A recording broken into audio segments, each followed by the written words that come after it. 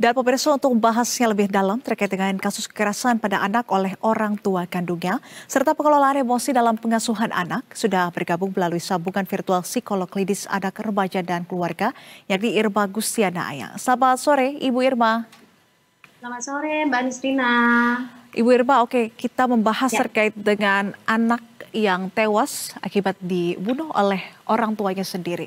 Lantas mengapa ini masih saja terjadi? Ada orang tua bahkan ayah kandung yang tega menganiaya anaknya secara tak wajar hingga tewas, dan mengapa hal ini juga masih terus terjadi? Tidakkah ada efek jera dari kasus-kasus sebelumnya, Bu Irma? ya. Oke, baik.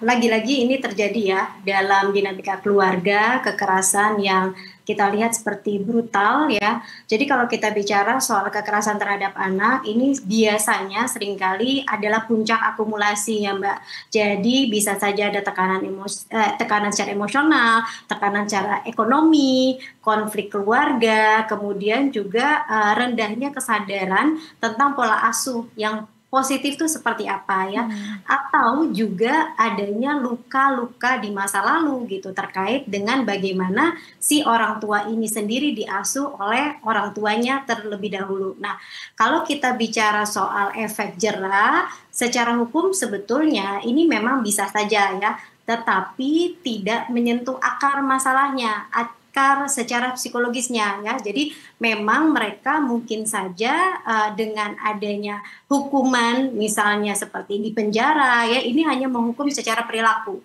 tapi tidak menyembuhkan traumanya si orang tua ini, dan tidak juga merubah bagaimana pola berpikir, lalu kemudian juga bagaimana caranya dia mau memiliki kesadaran untuk tidak lagi mengulangi perbuatan yang memang tidak boleh dilakukan kepada anak. Jadi memang kalau kita bicara soal efek jera, bisa merubah perilaku, bisa meningkatkan kesadaran tentang ini nggak boleh dilakukan, tetapi akar masalah itu sendiri biasanya tidak bisa terselesaikan kalau orang tuanya tidak memiliki kesadaran.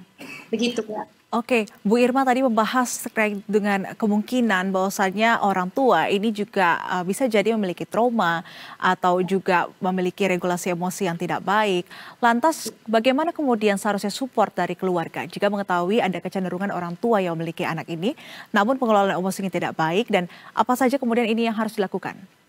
Ya, oke. Jadi kalau misalnya kita mengetahui ada keluarga ya orang tua yang memiliki ketidakmampuan atau meregulasi emosinya dengan sehat ya, yang harus dilakukan sebetulnya adanya dukungan atau support dari orang-orang terdekat lainnya. Jadi memang tidak boleh menormalisasi perilaku kasar sekecil apapun dalam keluarga. Sehingga yang harus dilakukan orang tua atau misalnya gitu ya keluarga besar memberikan dukungan kepada keluarga, yang pasti kepada anak itu sendiri, apapun yang dilakukan oleh anak, perasaan anak, kemudian perilaku anak, itu perlu kesadaran untuk bisa pertama memaklumi bahwa anak itu memang bertumbuh dan berkembang. Ya. Kemudian memvalidasi anak. Jadi kita tuh sebagai support system dari keluarga tersebut harus percaya pada cerita anak. Jadi jangan mengabaikan sinyal ketika anak mengeluh misalnya kepada paman, kepada saudara kandung, kepada ibunya gitu ya. Apapun yang diceritakan oleh anak itu bisa jadi tanda atau red flags ya. Kemudian kita bisa mengajak bicara anak ya dalam situasi yang aman. Jadi jangan sampai kita memojokkan anak untuk selalu memaksa anak bercerita tentang apa yang dialami. Kemudian bila dalam lingkungan tersebut atau tempat tersebut dibutuhkan dukungan dari profesional seperti psikolog anak gitu ya atau keluarga, itu sangat dianjurkan, Mbak, sehingga kita bisa mengintervensi adanya trauma-trauma lanjutan. Karena biasa ketika ada trauma akibat kekerasan, ini bisa diwariskan pada si anak, dan si anak ini bukannya nggak mungkin akan melakukannya lagi pada keluarganya nanti.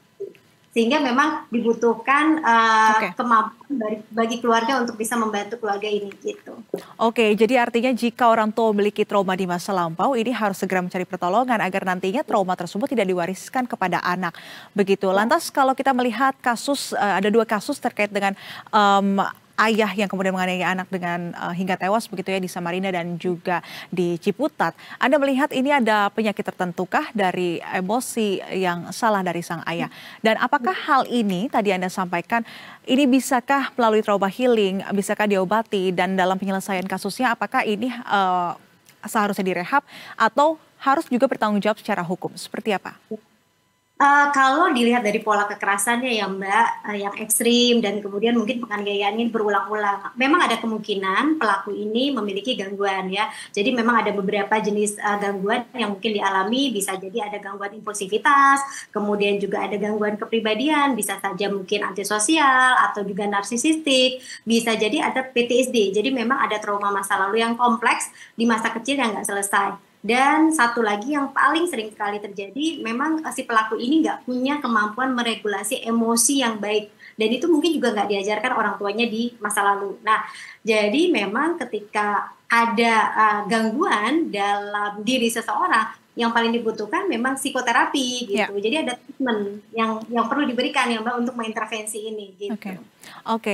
Jadi Bu Irma, kalau tips dari Anda untuk para orang tua baru, apa kemudian agar bisa menangani anak dan juga meregulasi emosi dengan baik?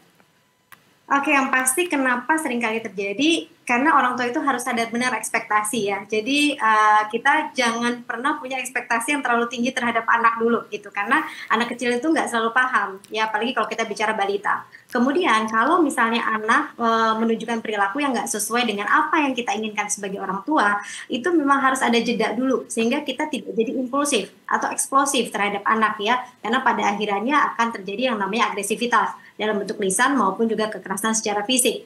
Kemudian yang paling penting itu adalah kitanya sendiri sebagai orang tua itu perlu sekali belajar untuk meregulasi emosi. Kemudian yang paling utama juga kita harus cari bantuan kepada orang yang kita percaya. Kemudian kita bisa diskusi juga ya. Lalu juga penting sekali gitu untuk upgrade lah ilmu-ilmu tentang bagaimana sih mengasuh dengan cara yang sehat dan tepat supaya tidak mewariskan luka di masa yang akan datang. Jadi begitu Mbak. Baik, terima kasih atas wawasan dan informasinya psikolog klinis anak remaja dan keluarga Irma Gustiana Ayang sudah bersedia berbagi insight bersama kami di Berita Satu Sore. Selamat beraktivitas kembali.